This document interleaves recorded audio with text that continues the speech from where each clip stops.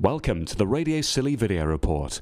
Subscribe at youtube.com/Radio Scilly to be alerted when we upload new video reports. The video report in association with Carnveen Tea Rooms.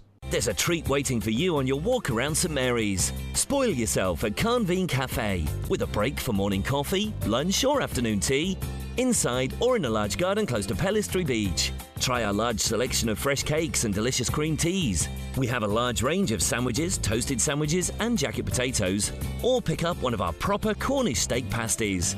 Anne and Frank are waiting to welcome you every day from 10 until 5 at Carnveen Cafe and Tea Garden. A St Mary's man is getting ready for a challenge of a lifetime.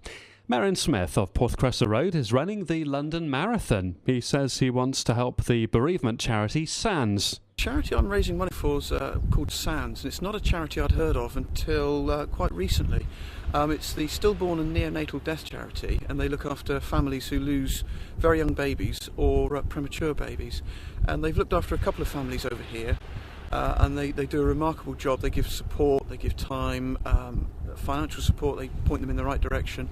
And as I say, it's a charity I've not heard of before, so rather than going to one of the bigger charities like the Oxfam or RNLI or one of the cancer charities, I'll do something for one of the smaller ones.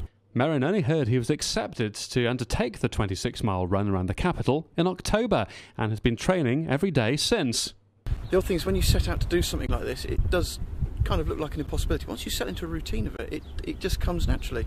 I mean, this time last year I was 15 stone and could barely run anywhere, and it's very different now, so I think if I can do it, anybody can do it. Merryn says he's hoping to finish the marathon in reasonable time. When I signed up, I had no idea what I was going to do, and I put down 5 hours. Since when I started the training, I thought I'll give it a week, see how I'm doing, and then pick a time.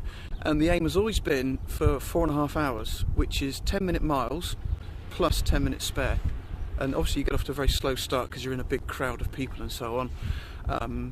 So I reckon that's doable. I'm aiming for 4.5 hours. Merryn says he's prepared for some of the challenges of the London Marathon and has a plan to stay motivated.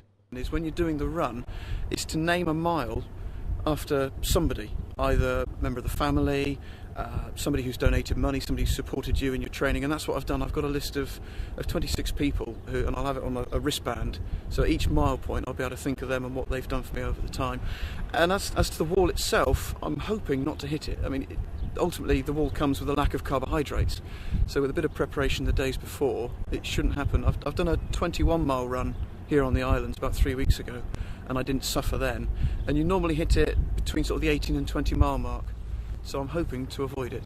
You can support Merryn by sponsoring him at justgiving.com/Merryn-Smith.